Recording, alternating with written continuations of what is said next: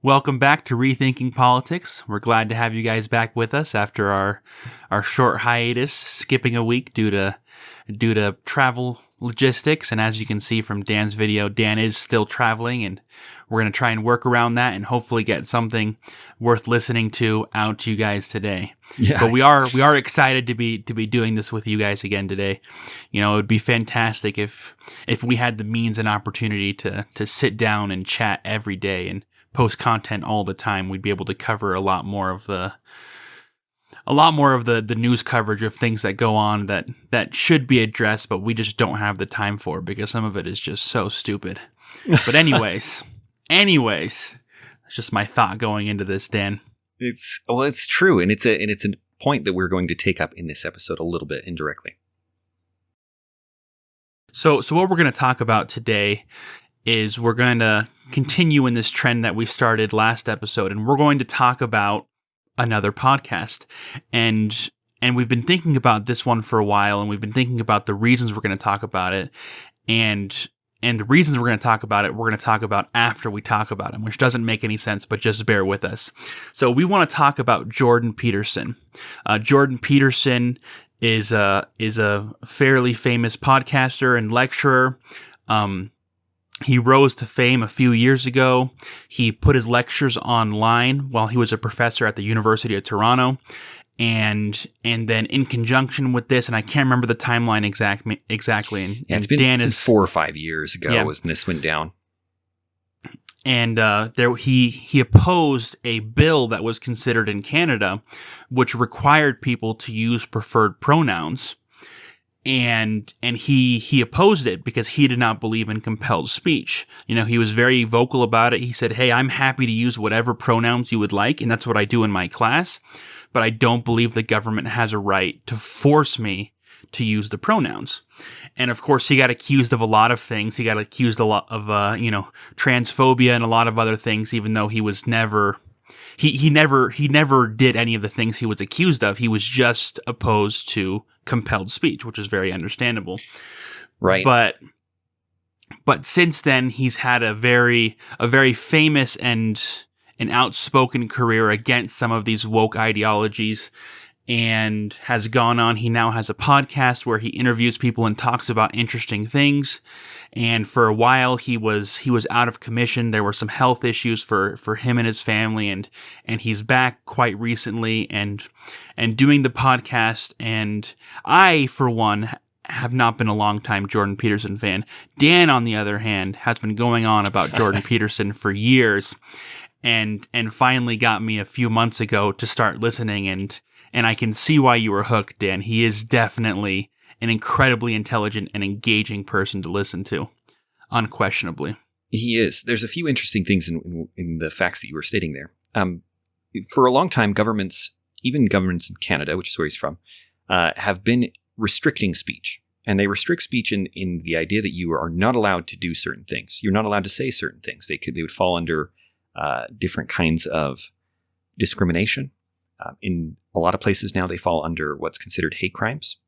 But this is different. What he was arguing against was not necessarily the prohibition of particular words and phrases, or ideally in specific contexts. So you're not just banning words, you're banning, some kind of harm is the idea, at least, behind them. But in this case, they were talking about forcing you to actually say some words, as opposed to prohibiting you from saying certain words. And that is a different line, and for various reasons. He'd spent a lot of time in his early years, especially studying things like World War II, studying Nazism and Stalin and Mao and these other World War II figures that shook the world in so many ways because of how evil they were and how people would go along with them and all these things. And he was looking into those, and one of the things that he noted was a political idea that once people begin to, I say political, but he doesn't consider it political, but it has political implications. So once people begin to lie and to accept that kind of control and to go along with those kind of things, there's a rapid spiral downward. And so his point was, I will not say those things. I believe that would be wrong for me to go along with you. Even if, on a personal level, someone could come to me and they could say, I have some issues or whatever, or even not, just say, I prefer these pronouns, and he would probably go along with them. He left the door open that maybe in some circumstances, perhaps if he felt like someone was just doing it as a game, or as some kind of manipulative thing, he wouldn't. But in practice, in real life, he indicated that he had always, thus far, gone along with them if someone had asked him to use certain pronouns. And by trade, in what kind of professor he is, he's a psychiatrist and has had a very successful practice in addition to teaching. And so he spent, who knows how many hours sitting across from people having conversations about this kind of thing. And so it was interesting because, of course, the politics tried to make it entirely political. They tried to see it as a kind of homophobia, transphobia, and other things as he's brought up these points. But they were not. That's not what he's looking at, and it's not how he acts on an individual basis at all. It was a political principle about the government imposing certain things.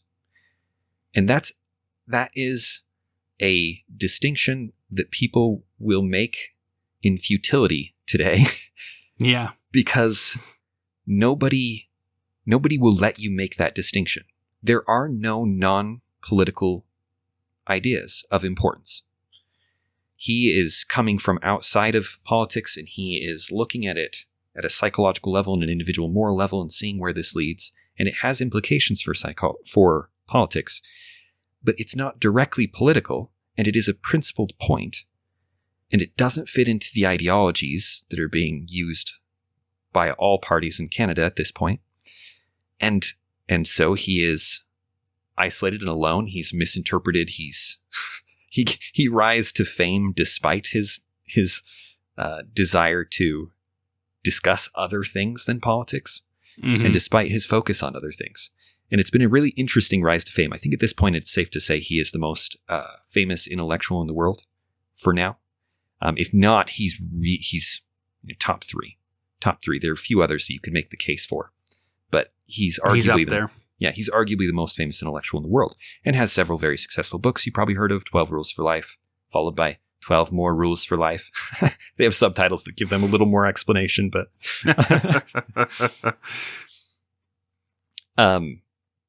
and if you've ever heard Jordan Peterson, you were talking about what he's like to listen to.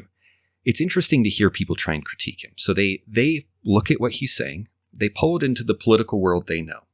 They have this ideology, this set of ideas about what it means for someone. If someone says this, they're transphobic. If someone says this, they're liberal. If someone says this, they're conservative. If someone says this, they're racist. You've got these boxes that we put people into based on the vocabulary that they use and the way in which they express themselves. And what's really interesting is to see him walk so precisely through conversations with people trying to put him in boxes, and to see them frustrated in their efforts. He often is able, somewhat miraculously, by just being remarkably precise and remarkably careful, to avoid getting stuck in these boxes, and often is able to trap people who are trying to trap him, in his words, in a way that this comparison is going to upset people. But as far as historical comparisons go, this is the kind of thing Socrates was doing, and also the kind of things that Jesus was doing in the Bible. You get the Pharisees with these word traps. They're trying to apply some kind of label. Jordan Peterson is able to navigate through these, and then often is able to ask them questions that confound them or turn the tables. No, I think it's a fair comparison. In practice, it is. Ironically, though, there is an almost cult-like following of Jordan Peterson at this point. And to be fair, I think that's probably a good thing, because Jordan Peterson is very careful and isn't some kind of demagogue. People familiar with him will have heard scientists try and critique his work. The problem is that Jordan Peterson, primarily in his own mind, is a scientist and is extremely good with data, extremely good with statistical analysis, extremely good with knowing the psychological literature and the things that he's talking about. And so people tried to make a big deal about him discussing lobster, the way a lobster's, I don't even know the right terminology. I mean, it's how lobsters socialize and interact, and what the hierarchy society in the lobster world is. Right. I mean, its social hierarchy is really what he's talking about. Right. He pointed out that you can give him antidepressants using the same active ingredients that you give people today, and it will calm them down. And so when lobsters encounter each other, there are occasions where the males will fight for over a female or over territory. Often it's just posturing, and if that doesn't work, then it escalates, and it can eventually culminate in some kind of, fatal exchange, but that's less frequent. But if you take a lobster that has engaged and lost, and you give it antidepressants, it will re-engage. And people have tried to pick apart what he said on this in such detail, and it's amazing to watch. If you go and you listen to him very carefully, you have to listen to him extremely carefully because it's in the nuances that he makes all of his points. They try to portray it as like he's arguing that these antidepressants make lobsters more aggressive. And that's not what he's arguing. It makes them act more aggressively. It does the same thing emotionally in a more basic form. Of course, the nervous system of a lobster's much more basic than ours. What it does is it calms them down. And once they're calmed down, they are then able to go re-engage. It doesn't make them more aggressive. And anyway, I've seen countless hours of people misinterpreting his point and then saying he doesn't know what he's talking about. And they find the most obscure points because it's only on the obscure points that you have a chance of catching him. But most of the people critiquing him, you can go on YouTube and you'll find people like us talking about people all over the internet, right? And they have these critiques, and often they get many likes. None of those critiques stick on Peterson. Most of the people are just not competent enough to critique him. He is, whatever you may think of Jordan Peterson, he is one of the most precise and intelligent minds out there. And thus, even if you don't like him, he's someone you should listen to. In the same way that even if you don't like Brett Weinstein, you should go and give him and Heather a shot and take a look. You should give Jordan Peterson a shot.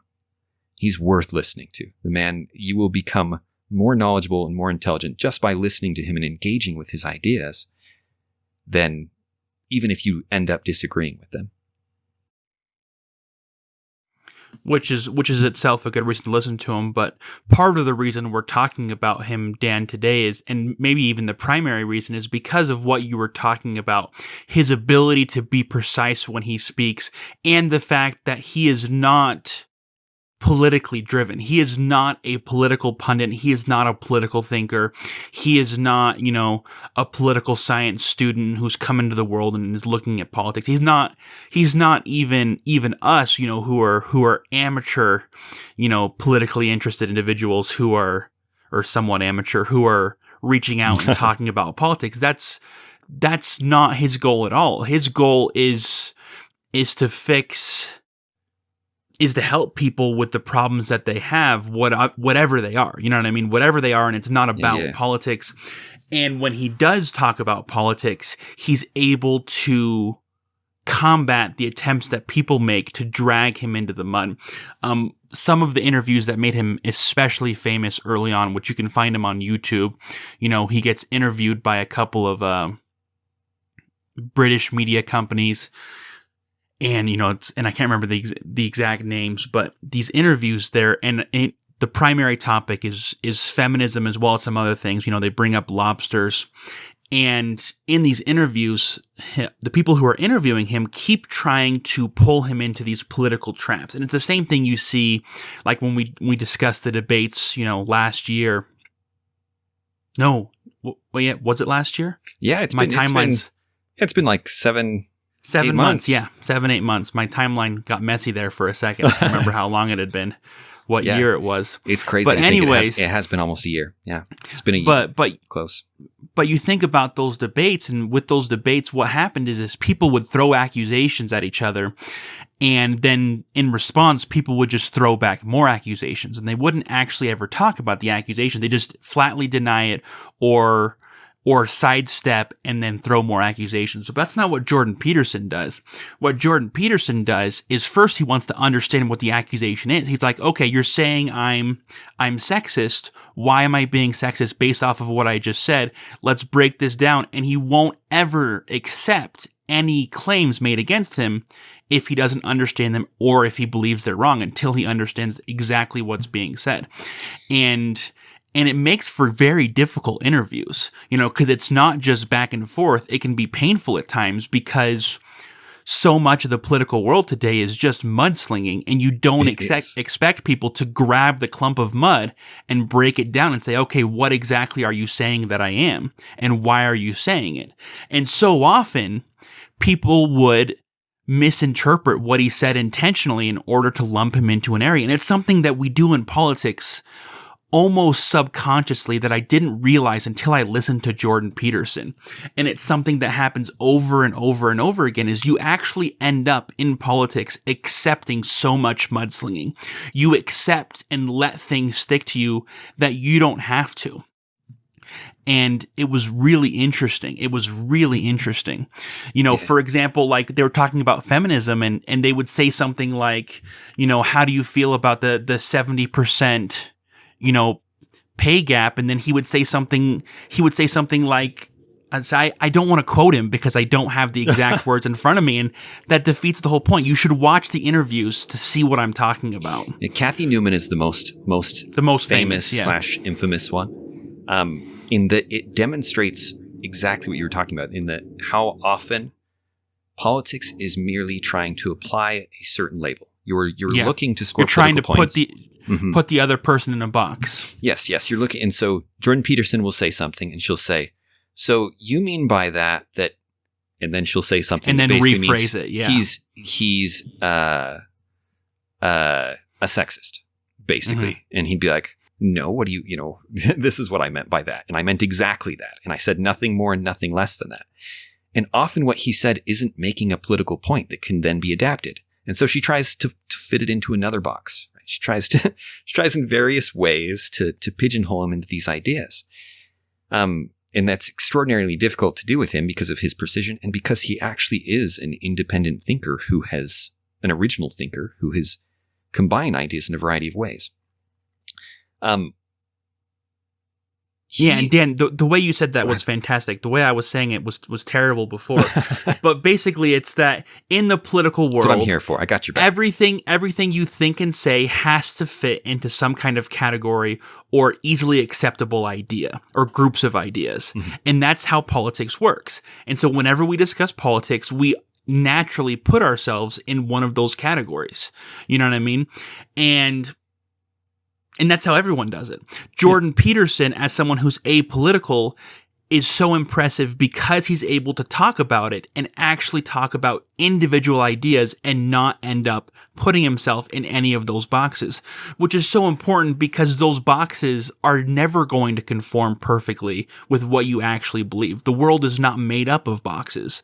The world is made up of individual issues and individual ideas. Right. But that's something that we lose with politics time and time again. Right. The labels are useful as shorthand. You don't want to always have to explain your position on a dozen issues before someone knows where you're coming from.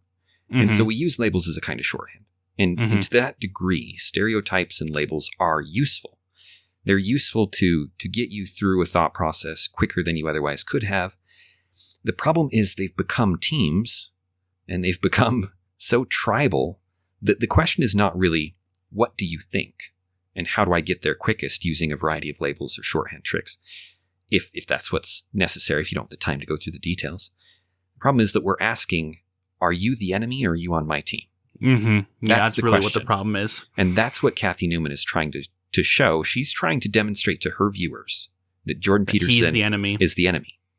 She's trying to, and it's that simple. She's trying to find the thing that will stick, that will show people that watch her that Jordan Peterson should not be listened to because he's a bad guy. And he's playing for the other team, whatever that other team is in her head. And that's most of politics. Like you look at interviews on news things, and this is why they start yelling at each other. They've learned that defending themselves is almost useless because once the label's there, you have problems. And, and so what you do is you just sling mud back. And that's what the presidential debates were. And Jordan Peterson, the mud just doesn't stick. It's like that child's book where they're sticking stars and dots on people. And it just doesn't stick. And the people who watch Jordan Peterson are way too interested in his actual ideas, not the team he's playing for. And so they end up not getting pulled into this argument. They end up watching Kathy Newman's interview and being like, wow, Kathy, you're kind of a jerk here. This is a disingenuous conversation. And that doesn't happen in politics. Everyone's like, oh, see, this proves that Trump is the greatest, or oh, this proves that Biden's the greatest. And it's just so oversimplified. And it's become more simplified in the last year. I'm at work, as the CDC has changed their guidelines on COVID again, they changed them again. I mean, they've been changing them for the past year and a half. And as those changes come in, the states change what they do and businesses change what they do. And as our businesses is making changes, it brings up the COVID debate again. And a natural tendency that people have is to say, are you the enemy or are you on my side? And as someone who feels like I have who really doesn't fit into either of those cookie cutter sides in terms of COVID and the vaccine, I feel like there's no place for me here. There's no place for me to discuss the vaccine. It reminds me of, like the Dark Horse podcast where they talk about it and they say, hey, we're trying to look at this seriously because we do care about this and figure it out. And they keep getting lumped into these groups. They keep saying, okay, you're an anti-vaxxer. Okay, you're anti this and anti that. Oh, you don't care about COVID. And all of these things, because it's either you're with me or you're against me, and there's no wiggle room for anything else. Yeah. If you're watching the video, you know that Brad probably went out of context of the speech. I'm in a tiny town in Idaho, and this was the best internet I could find, but it probably will still have a few hiccups. No, you're absolutely right. One of the interesting things about this is you might look at people doing what Kathy Newman does in the interview if you watch it, or what most political figures do, and you go, wow, you guys are terrible. This is either a moral flaw or sheer stupidity that they behave this way. It's not. I'm going to defend them for a moment, even though I think what they're doing is extremely destructive. What they're doing is the right call when you're at war. When you're at war, you need to know who is on your side. If your life is at stake, you need to know that the soldier next to you has your back. You need to know who's on your side and who isn't. And if everything is going to be decided by politics, you are at war. You are at war. You're trying to win so that you either get to impose your ideas on others, or so that others' ideas are not imposed on you. And it could be defensive or offensive, but whatever the case is, you can justify what you're doing by saying, yes, I'm being disingenuous to this person. I'm not treating them fairly in this conversation. I'm not honestly representing these ideas. But there is too much at stake. There is too much at stake for me to allow Jordan Peterson to speak and to perhaps sway some people from the side that is right. Even if that side has problems, it's way better than the other side, and we can't let the other side win. And if you've accepted that warlike mentality, that we must win, then you're going to probably be quite comfortable with the tribalism that's developed, with it's our side or they're evil. It's you support us or you're against us. And that leaves very little room for honest conversation. Like I said, I think that's defensible in some circumstances, but it's extremely narrow circumstances, like there's a guy with a gun in your house. There's an actual threat there. But we've accepted that at the level of politics for a while now. And I think we accept that automatically in some sense. I think that becomes the norm automatically if you allow politics to make all of the important decisions. If your company's success depends on politics, if whether or not you have the money to survive depends on politics, if whether or not you have the opportunity to live as you see that you have to or you need to depends on politics. If everything hinges on your side winning elections, or you cannot be happy, you cannot be satisfied, you cannot live your religion or your beliefs or whatever it may be, yeah, you can see how people get there. And that is so often where we're at.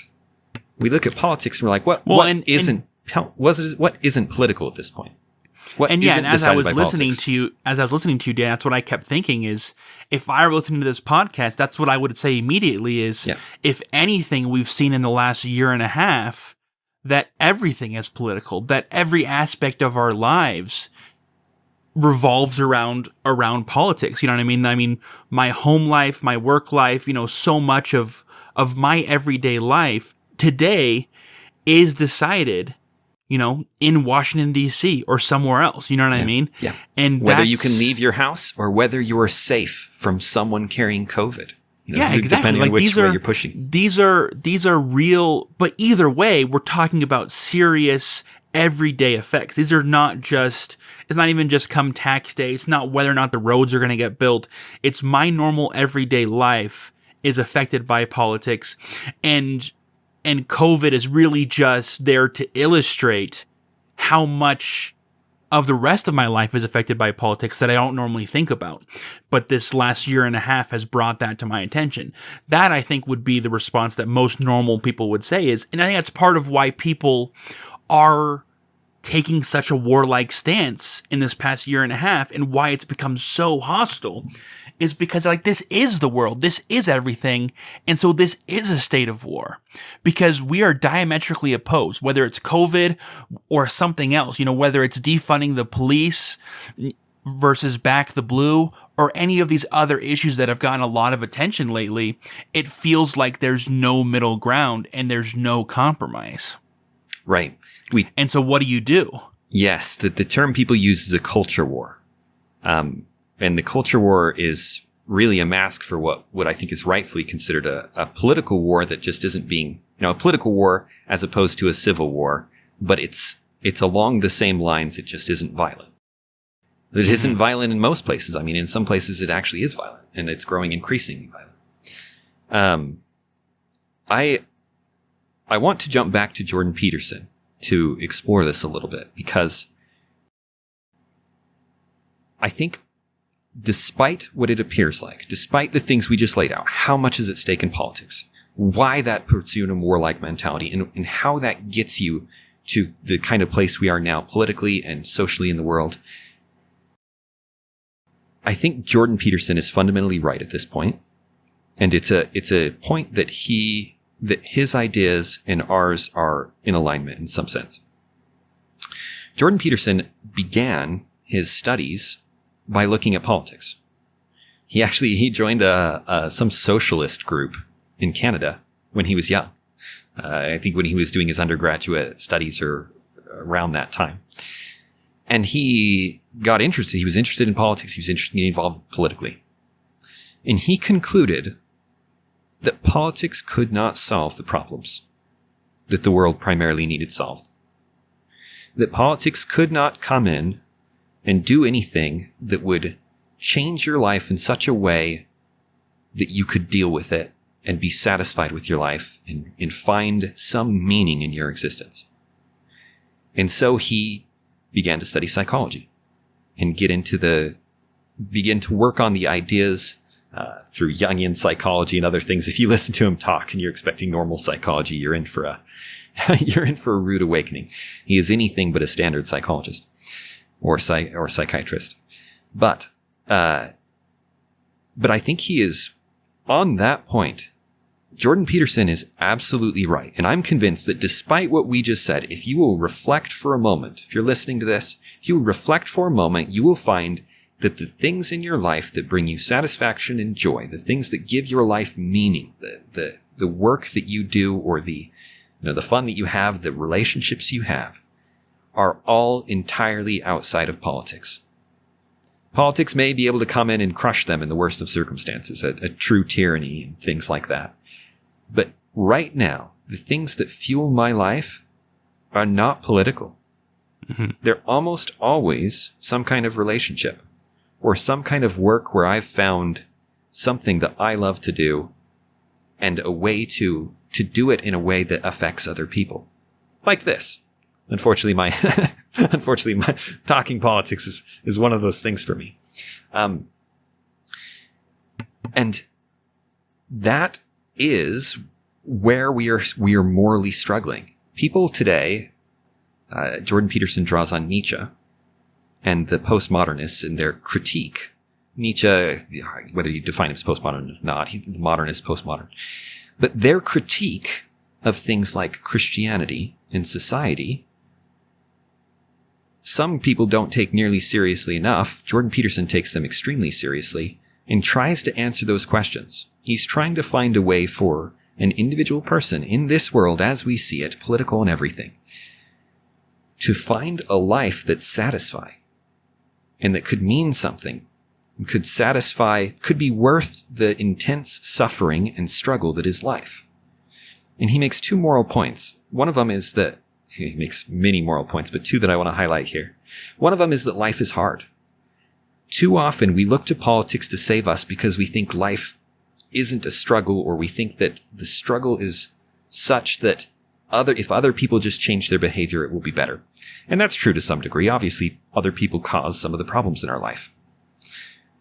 But you can't control other people. You can try through politics, and you'll find that the solutions are unsatisfying, to say the least. If you did, I could guarantee that any kind of test that allowed you to measure happiness, even if it was just opinion polls, would find that happiness is not rapidly increasing as different political victories happen, right? That there's certainly under a tyranny, happiness is going to be crushed to some degree. There's going to be less satisfaction, is where there's less freedom and prosperity. No, and I think we need to pause there for a second, Dan, and make it clear that what Jordan Peterson is saying is that life is intrinsically hard. Yeah. That it's not hard because of I mean, it is hard and maybe harder because of particular circumstances, but life generally is hard.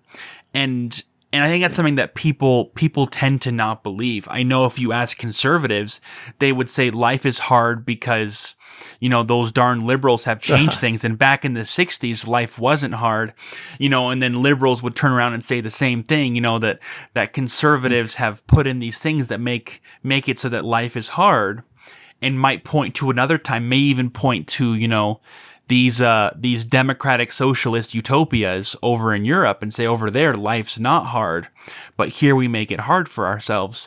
And both of these groups are kidding themselves. You can go to those socialist utopias. You can go and you can read up about the 60s and the 50s and that, the glorious American economy. And life was still incredibly hard, and people still struggled. And that is a universal characteristic of life. And that is what Jordan Peterson is arguing, is that life is just hard. And trying to pass that off as someone else's fault or some other social construct or something like that is just, it's misdiagnosing at least the majority of the reality. Right. Most people would assume, I think, whether consciously or not, that Elon Musk's life is better than theirs. And that if they were to trade places with Elon Musk, they would be happy. I don't think that's true. I don't believe that for a second. Because most of the things in life that provide satisfaction are not merely things you can pay for. They're just not. And we are so focused on material things, so focused on the things that will make our life easier. Things like being able to hire a maid to clean your house. I would love that. I would absolutely love that.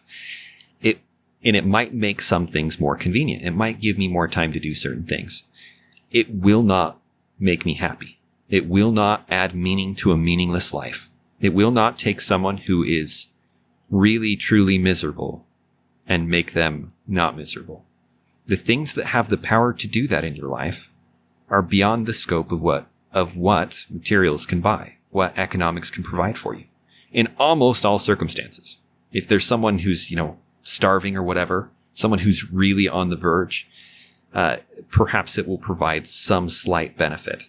But we know this, and you know this because you can go and you can read about people from periods that were so much more poor than we are, that there's no comparison. You can look in the world today, in fact.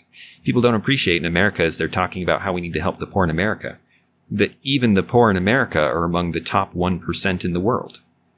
And so the poor in America are actually some of the richest people that have ever lived in the history of the world. And if that can't satisfy them, if that can't provide satisfaction, where were people finding satisfaction and joy and meaning in their life for thousands and thousands of years? You can read about them. They did. It's a challenge, I think, to an ethical, to a variety of moral assumptions that we make today that we don't question enough. There's another. Forgive me for rambling a little bit. All these individual things tie together to highlight that there's something wrong with our culture. There's something wrong with that we're looking in the wrong places for solutions to our problems. Mm-hmm. Japan right now, if you didn't know this, Japan right now will pay you and give you a free house if you will go move to the areas where there are many houses that have been abandoned. Why have the houses been abandoned? There's something like 7 or 8 million, I believe was the number last I checked. Houses in Japan. No one's living in. So many people would love to get a house. Japan has millions of empty houses. Why? They're not having children, and they're not in the location where they're getting immigrants like places like France are. Mm-hmm. Why? What kind of culture has been accepted that it's so good that there's no place in it for children? That there's no place in it for humanity to continue? We've solved so many of humanity's problems that humanity has decided it isn't worth continuing. If that doesn't shake you, it's possible that the mankind eventually goes extinct because it just doesn't have children. How? which just speaking from an evolutionary perspective, Dan, I for one am not even a little bit worried about that because as these cultures, because there are many cultures, it's not just Japan, right, that have naturally reduced their population growth rate or maintaining rate. They're actually declining. Right, they've been negative for a long time. There are many cultures and societies where the exact opposite is happening. You can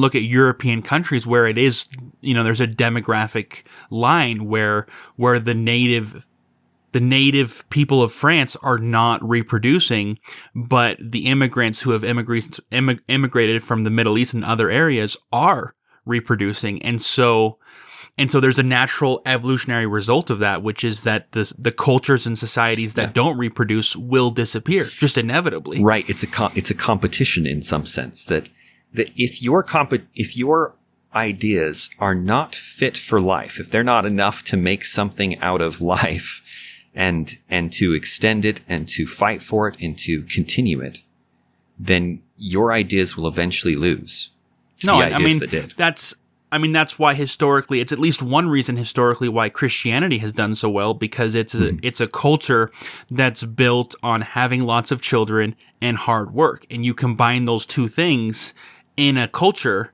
and that culture and that society tends to do quite well. Right. It's interesting. And now the Muslim populations tend to have a lot of children, and through that are expanding to other areas, but they're having a hard time competing in other areas like technology because of, a variety of reasons that we won't go into here. But it's all of this says to me is we look at Brad and I's ideas about politics tend to exclude vast areas of life, of everything, right, from politics. We say this is not a political issue and it should be solved by people working on these problems in other ways. This should not be solved through the force that is politics.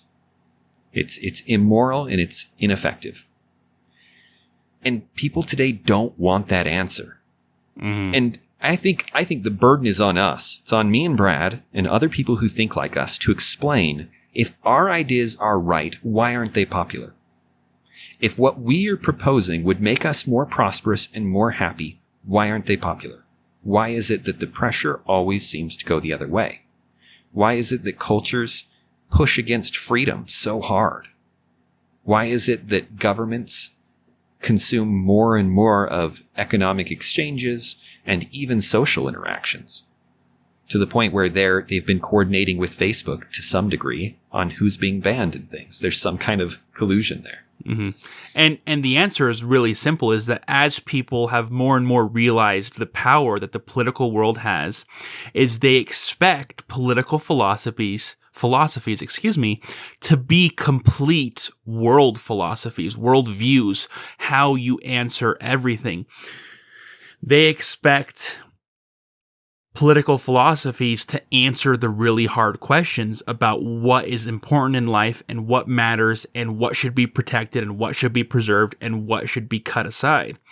You know, I'm thinking about these shelves of books that I have, and right now the books right behind me, most of them are nonfiction. You know, they are talking about serious issues, but I've got another 2 rows up above me and a row beneath me and several shelves in the other room that are full of fiction books that are not talking about anything even close to politics, that have nothing at all to do with politics, that are incredible and that bring me so much joy and have so much value, which is really our answer to that idea, which is that a political philosophy that answers everything is my worst nightmare.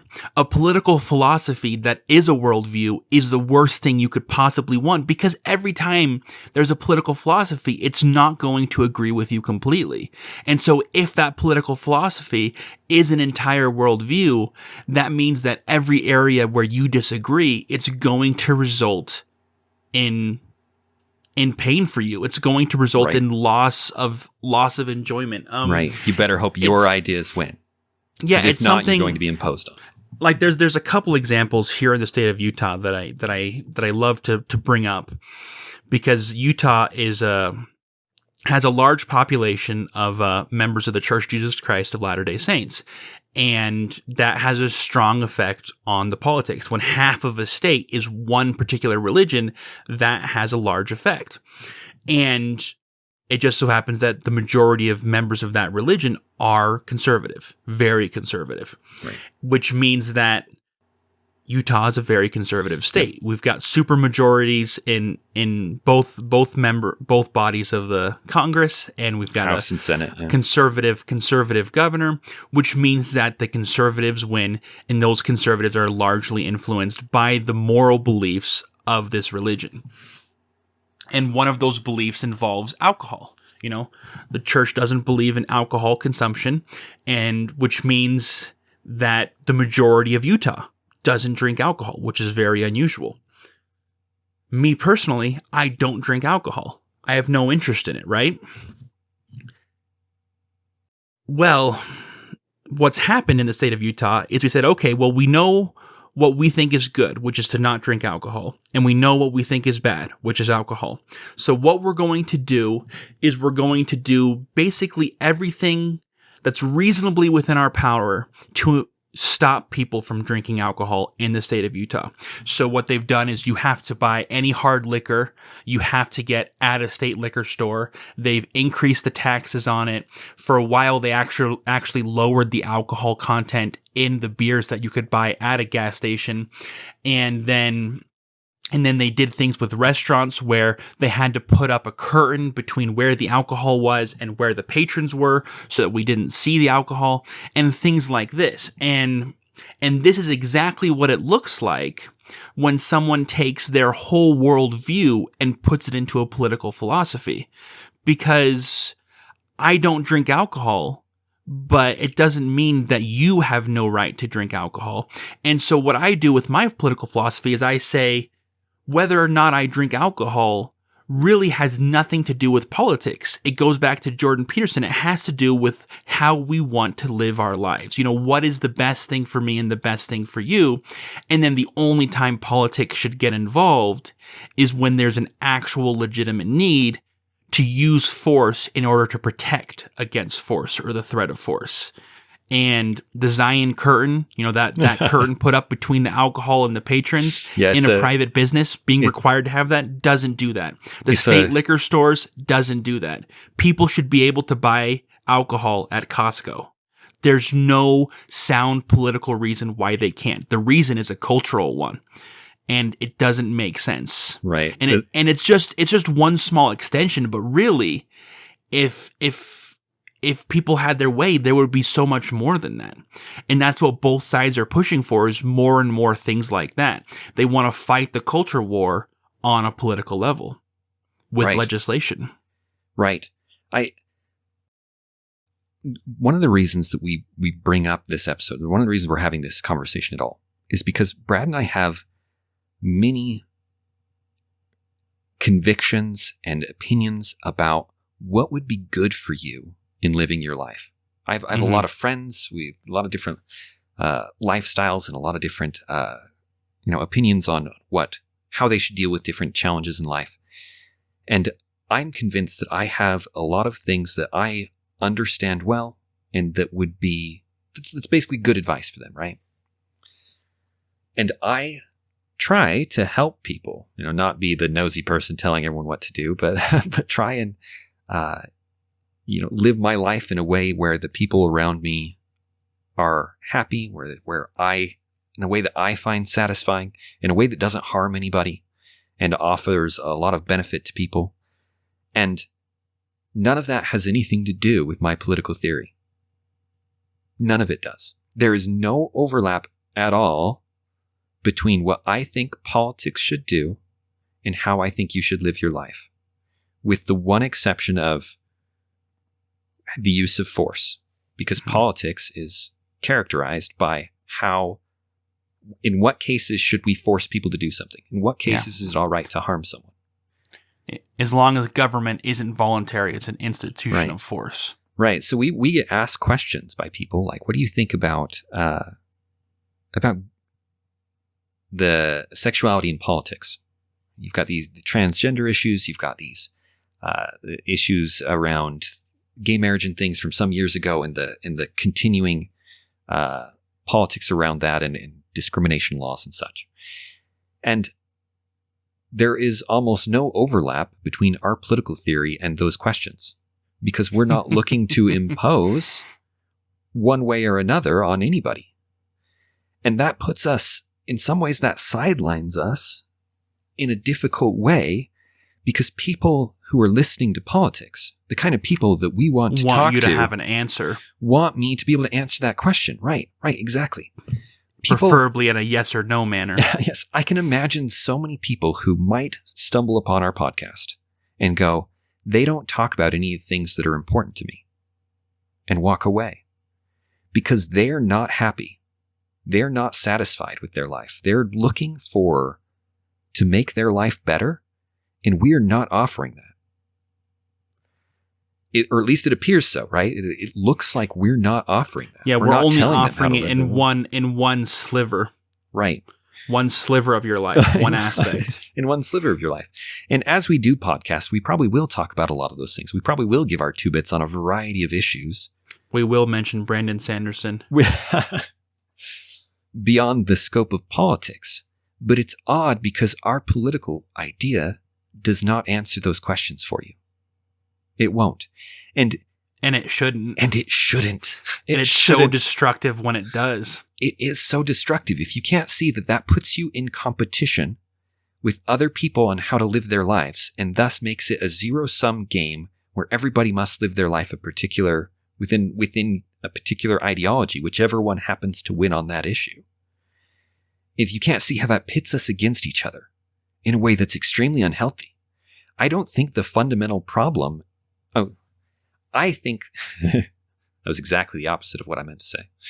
I think the fundamental problem with the culture war is that it has all become political. We could talk about these things. We really could. But we can't talk about them if the only thing that matters is who gets the votes and who gets to impose on the other person. We can't talk about them that way. That's a war. That's a war. I want no part in that war. I want no part in it. Other than to say, Stay away. Other than to be just defensive, purely defensive. And you mentioned the Zion Curtain. That's the particular part of the Utah Law Code. That's its nickname, jokingly, because they've forced restaurants to put up a wall behind which all of the alcoholic drinks must be mixed. So in the restaurants that are serving alcohol, you have to mix the drinks out of sight, because apparently, maybe children would look at it, or a family could see it. Right? It's an entirely arbitrary law that has. Anyway, conservatives don't realize that they look right now at the culture war and they go, "Wow, liberals really want to impose things on us." They do not realize how often they have imposed on other people. Mm-hmm. They do not realize that gay marriage, in large part, the debate around gay marriage had nothing to do with marriage. There were often conservatives were defending things like the definition of marriage, the institution of marriage. They were worried about it. It was about a tax status. It was about money. It really was. Underneath I mean, it's money, and there are other legal aspects and to other being legal in a aspects, union yes. that governments recognize that it's all predicated on. Right. Conservatives created that problem. The problem of gay marriage, as they, if you were one of those conservatives who believed that gay marriage should have never been legalized because it means the institution means something, which was a religious argument we heard a lot.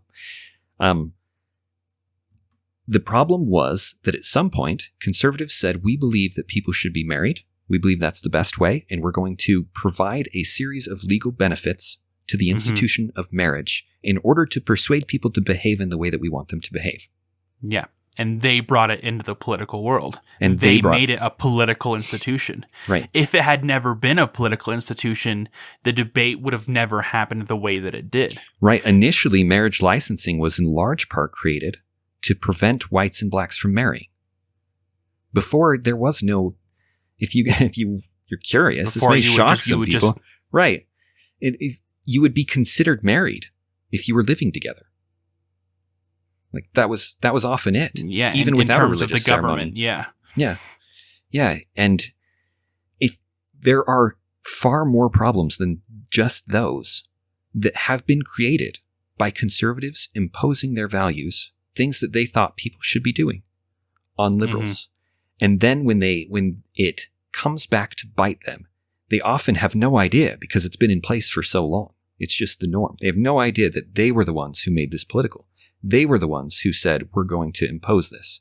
We're the ones that are going to subsidize this. We're the ones that are going to favor this.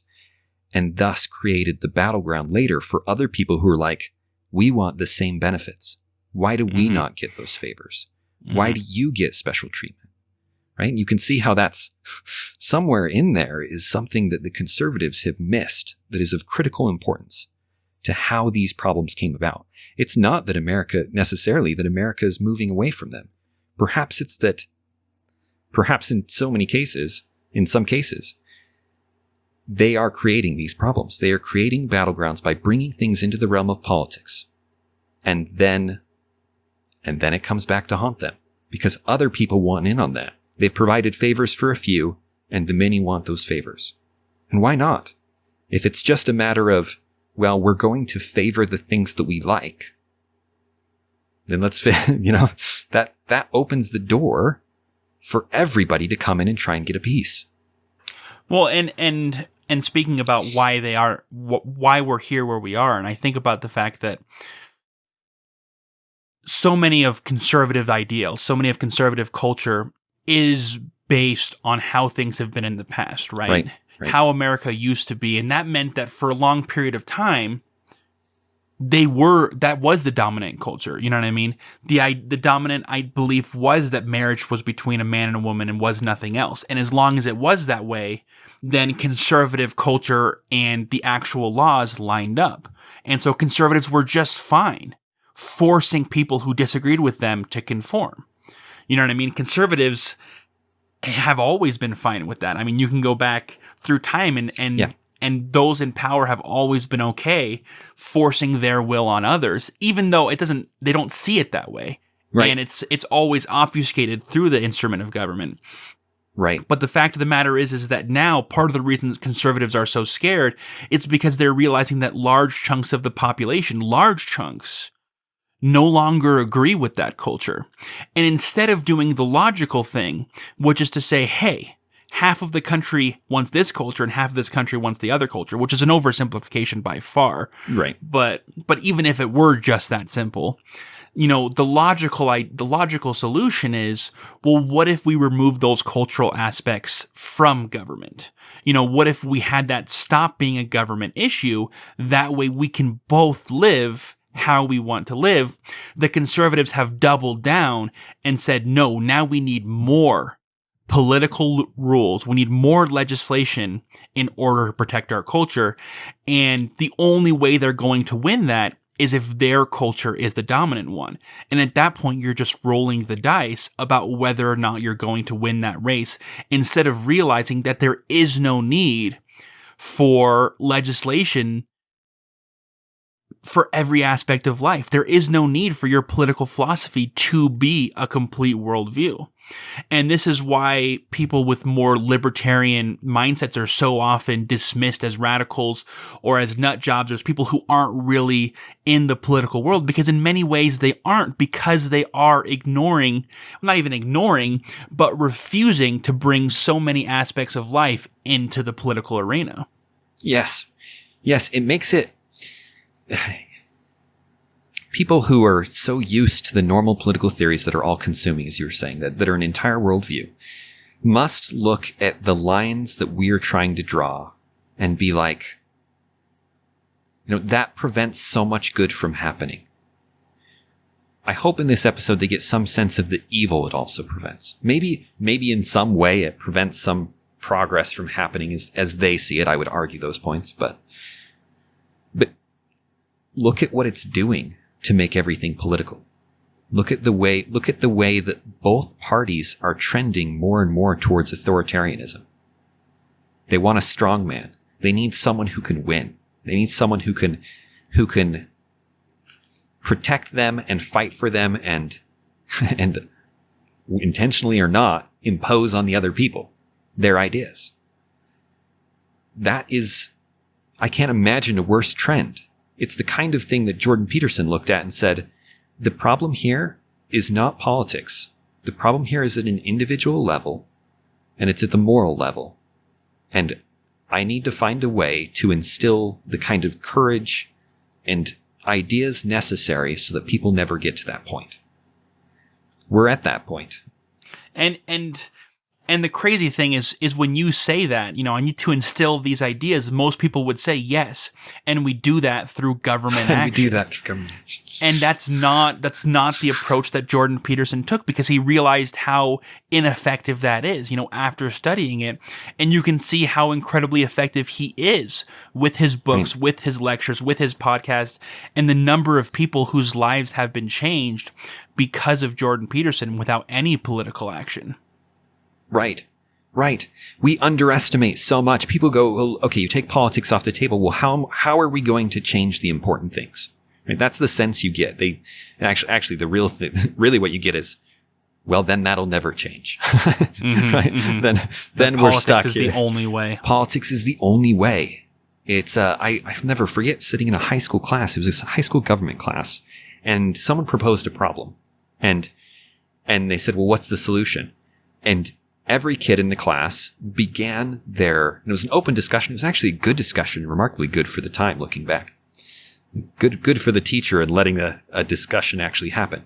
But everything was, well, the government could, and then the next person say, or the government could, or the government could, or the government could. Mm-hmm. And even then, apparently I was born the way I am.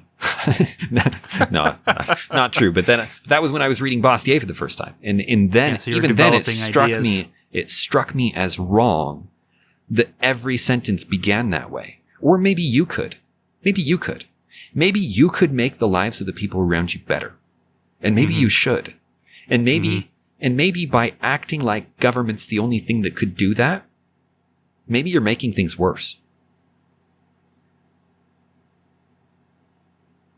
I'd be willing to bet money on it. I'd be willing to bet money that you're making it worse. Maybe the time you spent listening to politics, you could go and do something for your neighbors.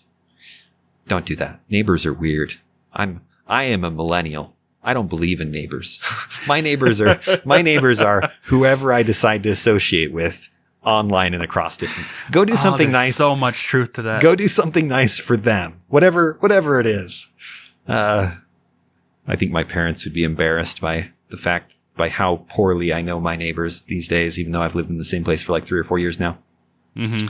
But the point is that you could be doing something that made people's lives better. You could be doing it. It could make their lives better. And it would be marvelous for you and for them. And if you were waiting for politics, if you were depending on politics, if you were waiting for the solution when those darn conservatives just get out of the way, or those darn liberals just learn some common sense, mm-hmm. you set yourself up for failure. You've wasted your potential to change the world in a way that at best means you're imposing on so many people and they hate you for it. And you may do some good and you're definitely doing some evil. Or you could go and you could do the thing that you feel like needs to be done. You could get the people together and talk to them. You could begin, you're worried about racism, you could start holding meetings, just people you could start Facebook groups, you can do 1,000 things. They don't all have to aim at politics. I know exactly what would happen. People do start those groups, right? And they go, how do we get votes for this? Here's the initiative that this, Yeah. It all ends up being political every freaking time.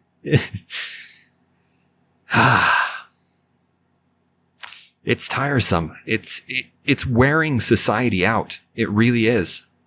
It's destroying relationships when surely the best means of spreading good ideas is to build relationships. I think of there's a certain set of ideas that I ascribe to, kind of a moral code per se, drawn from, like Brad, I'm LDS, Church of Jesus Christ of Latter-day Saints. There's a set of ideas. There's a point in LDS doctrine.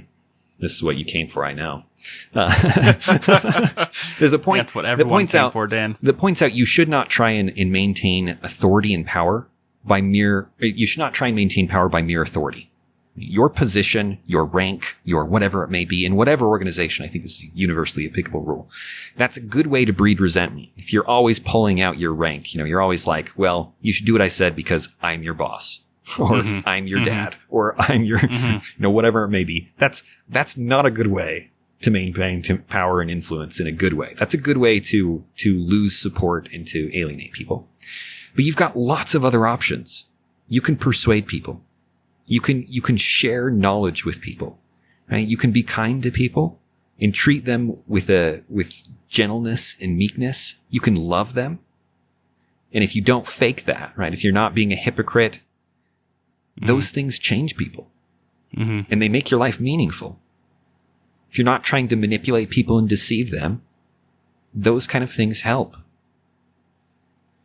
And at times, maybe even you have to chastise people. You have to come down on people who've made mistakes. But when you do that, you show love to them afterward. You treat them better afterward. You make it clear that it's not them, it's that this thing was wrong, or that there's just some small thing. And you can separate that from them. And basically how I translate that, Dan, is that you can be strong and powerful and effective in this world. And in fact, you most often will be when you act through persuasion and love towards those around you. And that is the truly most effective way to accomplish anything. And it is definitely the only just way to do it. Yeah. Yeah. And that can fill the gap that our political theory, which is in so many ways an anti-theory, our arguments are often against the virtually every political philosophy. Yeah. Because our answer more often than not is, does this function, does this law, does this Zion curtain need to be a government action? Or can it be given back to the people? Yeah. Because more often than not, the answer is, you know what? People can decide which restaurants they would like to go to and whether or not those restaurants have a wall between the alcohol and the customers. Whether or not you have kids, you can talk to families outside of Utah and the horrible experiences they had where they went to a restaurant and saw the alcohol being mixed. No, but seriously, where they make their choices for themselves on what they think is best for their family. And that's what we're striving towards, is allowing people to have as many of those opportunities as possible, instead of going to government where there can only be one solution and only one answer to a problem that always has thousands of answers and thousands of solutions for the many, many different people, even here in the United States, let alone around the world. Right. And if you're looking to politics and you find yourself deeply dissatisfied with life, look elsewhere. It will not fill that hole in your life. It won't. It can't. Even if you won every political battle, you would find that doesn't change it. You'd find that if you are happy in this life, it will be in spite of politics. It won't be because of it. If you are satisfied, if you have the relationships that matter, if you can find people who will support and care for you and you can support and care for them, that will be in spite of politics, not because of it. And spend your time there rather than pushing so many some days I just wonder how many of the problems that politics is attempting to address could have been solved if the time spent attempting to address them through politics had been used actually addressing the problem. And the market, so many people hate the market, but the market is the way in which you can address that and everybody benefits. Everybody who participates benefits, whether it be through the product or through selling the product or through other people having the product. It's a way that allows us to cooperate rather than to compete. People think of market competition all the time. The market is the place of cooperation. You are competing with a very few people, and you're competing to cooperate. That's what businesses want. They want to be the best cooperator so that customers want to cooperate with them. They want to deal with them. Politics doesn't do that. Politics is a zero-sum game. It's the place where you don't go to cooperate, which is this weird mindset we have about politics. It's the place you go to win. It's the place you go to win at the expense of everybody else, at the expense of the people you're opposing. And that game will lead to destruction. It can't not lead to destruction. At best, it will lead to you being the one on top for a time. And that will not fill the holes in your life. And yet that's where we spend so much time. That's why we need an anti-theory. That's why we need a political theory that says, this is not politics, this is not politics, this is not politics. And that's why we need people like Jordan Peterson, whose focus is not politics, but is on finding out what the issues are and addressing them directly. Yeah. Not appealing to your legislator, but actually directly dealing with the issues that you face. I mean, if you read Jordan Peterson's stuff, if you listen to him, that's what he talks about is life is hard. And so you need to face life directly and deal with it. And he tries to find ways to help you to do that. Right. He tries to instill courage and honesty and integrity and other things that he believes will lead you to act in a way that will lead to satisfaction. It's a very practical moral theory. He draws it as an emergent theory from your interactions with the world. Politics, we limit politics to one virtue, and it's justice. It's where is force necessary and how should it be applied? So much of life does not fit into that box. Yeah, so much. So much.